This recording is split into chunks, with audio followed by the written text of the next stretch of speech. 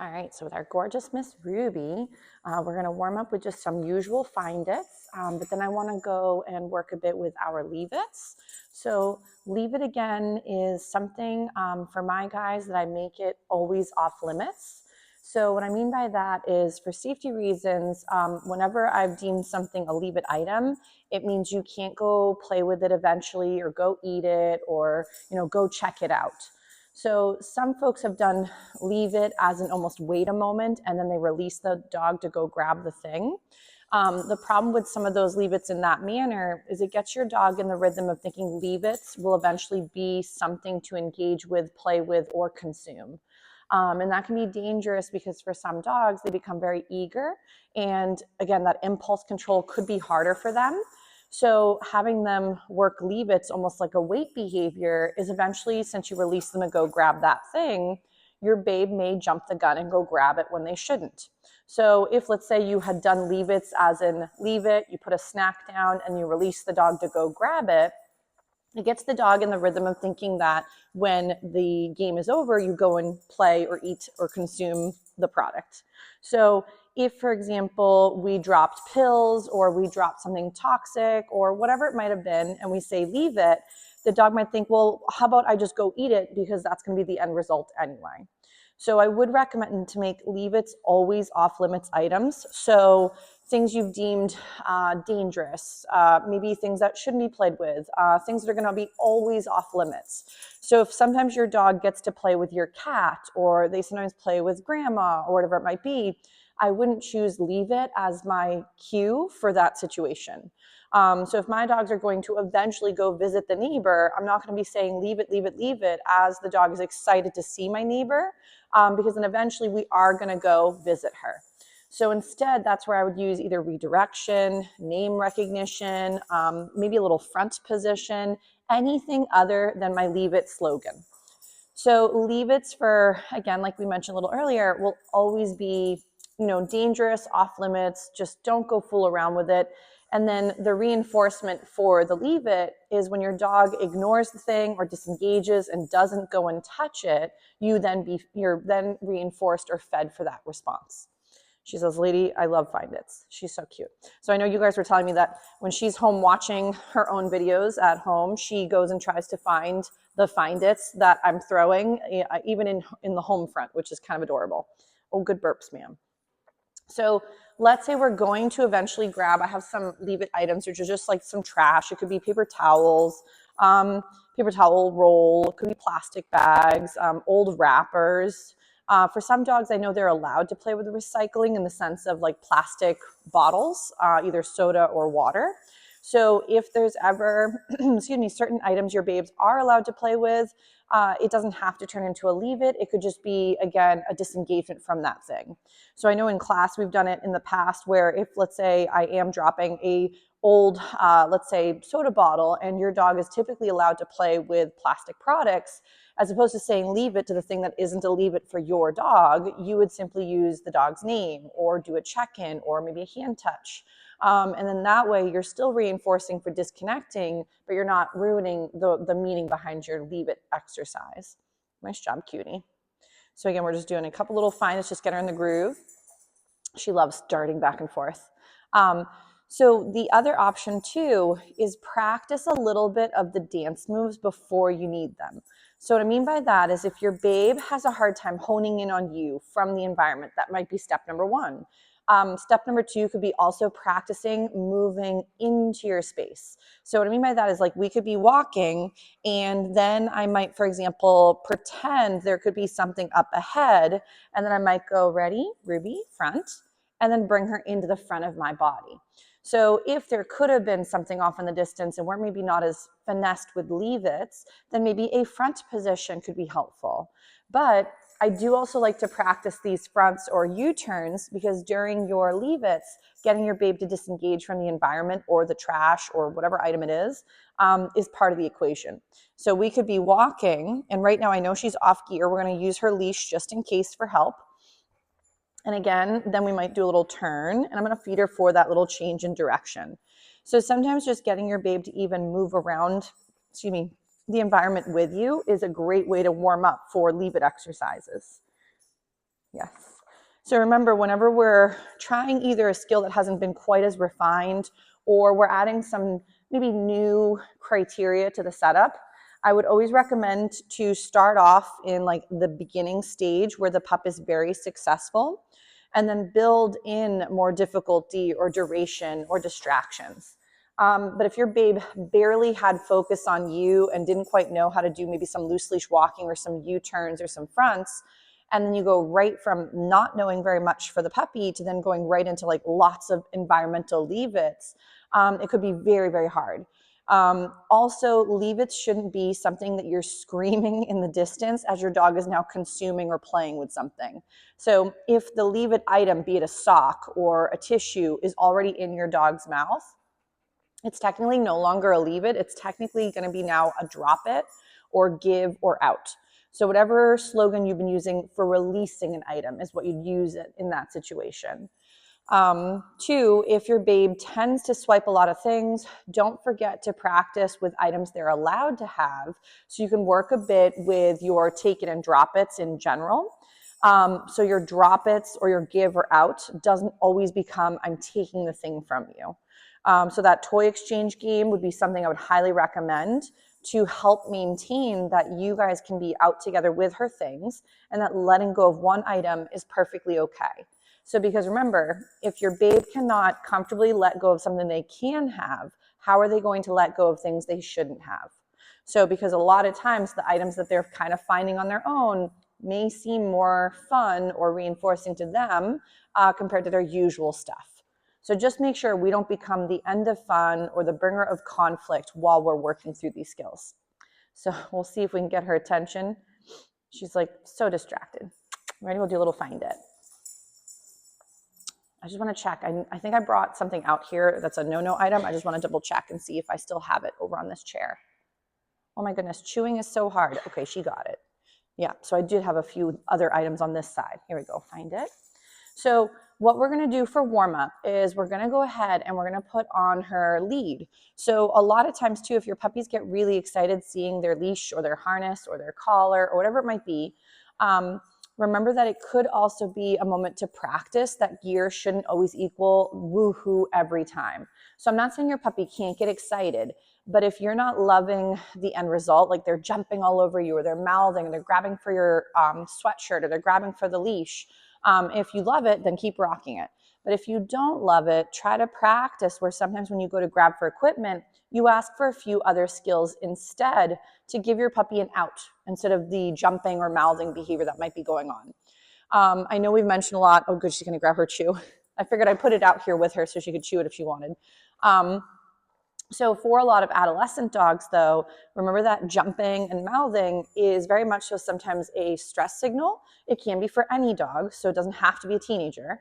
But a lot of times adolescents, their behaviors tend to get kind of big fast because that ability to hold in those feelings is kind of hard. So regulating mentally or physically is challenging for a teenager. So just like it was for us back in the day, it's probably gonna be, of course it rolled under her chair. She's like, I got it. So it can be challenging for them and us at the same moment. Nice. So right there, my positive interrupter. Yes, great job, Massar. She's like, this is the greatest day of her life. Her cucumbers are so cute. I love that she works just as hard for a cucumber like she would cheese. It's all delicious. Nice, good job. So right here, sometimes I also am just feeding for behavior I'd like to have happen again. So it doesn't have to be that every single time you're working eye contact, does she get a little goodie here and there? But if there's something that is harder for her or something that I'm going to build more value in, I definitely want to jackpot or highly reinforce those moments to create value. Nice. So I'm just going to go ahead. We're going to leash up this gorgeous gal, if I can grab the correct side of the lead. So she has a harness also that has, like most of the babes, for example, have a clip on the back and they might have a ring or a clip in the front. Some harnesses are, again, not designed equally. So I would recommend, like all of them are wearing what are called Y-shaped harnesses, which is perfect. We want to stay away from restrictive harnesses that either squeeze and pull underneath the armpits. So like there's some that literally as the puppy's pulling, it yanks under their armpits and it's meant to be uncomfortable in an attempt to stop the pulling. So remember, if you're ever looking to gear to magically stop what your dog is doing, you're not actually teaching, you're just sometimes making things uncomfortable or scary. So I would highly recommend make sure your gear is not adding potentially more confusion or physical harm. So right now for Miss R, we're just going to go ahead and start moving. And right now I don't have any leave it items out. It's just her typical little chew over here that's just kind of hanging out. So it'll just be a little obstacle. So for right now, we're just warming up with some wiggles. She's like, what are we doing? Right, cutie? So let's say, for example, I could pretend there's something up ahead and I'm going to go right into a little turning position. So that's typically like your little U-turn. You can, for example, say turn, but you don't necessarily always have to unless you want to put it on a cue, which is great. So again, turn and then yes to feed. She's doing a very nice job. So, and remember, we do want to feed on the side we'd like the puppy to be on. So, chewing is hard. So if you want your puppy on the left side versus the right side, you got it, ma'am? It's very hard to walk and chew. Okay, very good. So hard. Are you able to do a little sit? Yes. So whichever side you prefer your babe on, pick that side and feed from that side. So if I'm working her on the right side, I'm holding my leash in my left hand.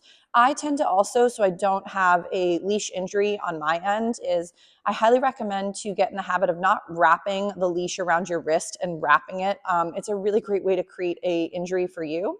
I'm not saying that we want to release her into the world and hope she makes it, but there could be moments where if you're going down the stairs and all of a sudden she sees something, she goes to pull, if you go falling down the stairs, it won't be a good day for you. So I like to put my thumb and put the handle through it, and then close my hand around it. And then you could collect up your gear to wherever you'd like. And I normally put that through my first finger, and I close the whole thing in my hand. So, but if you have any questions about it, do feel free to check in. So right here, a little positive interrupter. Oops, she's like, I dropped it. Good job. So I'm not going ahead and making this thing into a no-no. That is her item. So maybe what I'll do is I'm just going to move it out of range just for a second. I'm just going to do a little find it. I'm just going to pick up her chew toy so it's not in our way. She's like, hold up, did I find them all? So I'm just going to put it over here and she can chew it a little bit later. Don't worry, ma'am. So let's say we're going to bust out some of our trash. So I'm going to maybe grab a wrapper. Two, she's like, my toy. So I would not do, for example, leave-its with items your puppy tends to play or chew with. So remember how we mentioned leave-its should always be off-limits items. So if at times you're doing leave-its, for example, for her toys or, for example, her food or her treats, that can get a bit confusing. There are moments where sometimes people will hold a snack in their hand, tell the dog leave it, and then feed from the other side. But I feel that that's a bit confusing because, again, it's the same treats. So it can be a little hairy there. So, Kimi, let's say we're going to practice a little bit with this gorgeous gal. I like to, if I'm working all by my lonesome and I didn't already previously plant the no-no item, I'll do a little find it to keep the girl busy, plop my no-no item out on the floor, and then that way my dog didn't rush to go check out the leave it item that I just put down. So I'm going to go ahead and get her attention on me. We're going to see if we can take a few steps around the environment. And then what I'm going to try to do is, let's say she may go near the thing and notice it right there, leave it, yes, and feed for that. So you'll see that a lot of times when I'm first starting with leave-its, I want to first warm up the puppy, get them in the groove of honing in on me versus the environment, and build up some really nice value in paying attention, if that makes sense. This way, as new things show up, your puppy already understands that checking in has value, and then you can increase difficulty by adding leave-its. So right here, leave it, yes, and feed for that. Good girl.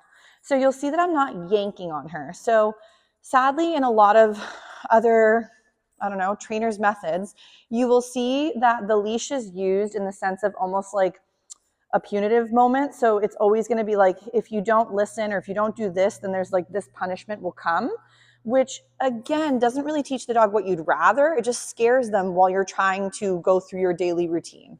So if your pup has no idea why you're yanking and being sort of gruff, your babe may not realize you're, again, upset because of what they're doing. They're going to think you're upset at them, and it's going to really ruin your relationship.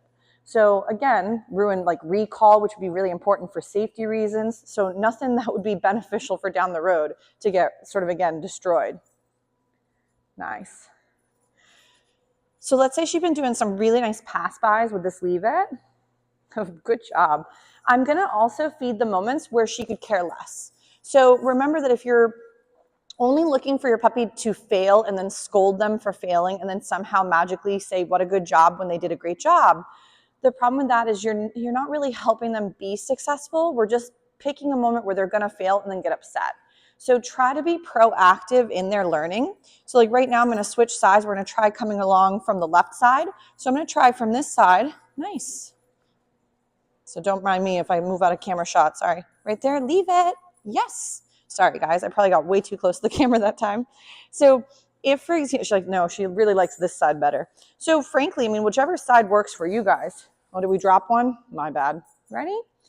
So let's say we're going to practice. I'm going to try passing by my leave it again. Nice.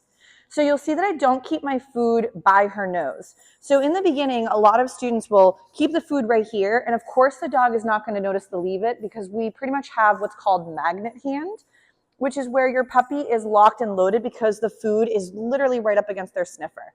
So right here, my leash is relaxed. We're just trying to do some pass-bys by the no-no item. I'm going to try again to walk right by. Nice, feed for that. Good girl. So you'll see that as she gets more involved with me and more honed in, we start to make it kind of fun to change up the direction. Maybe walk right around the, ooh, nice job, right around or on top of the leave it item. So, but if your puppy was not ready to make it that hard, you don't have to go that hard. So, but sometimes I like to see, well, where is the puppy's comfort range? Where is the level of understanding? So right here, Miss R is doing a really nice job being able to kind of pass over it. She's like, I'll just go around it. And we're feeding for these lovely moments. Smart girl. Yes.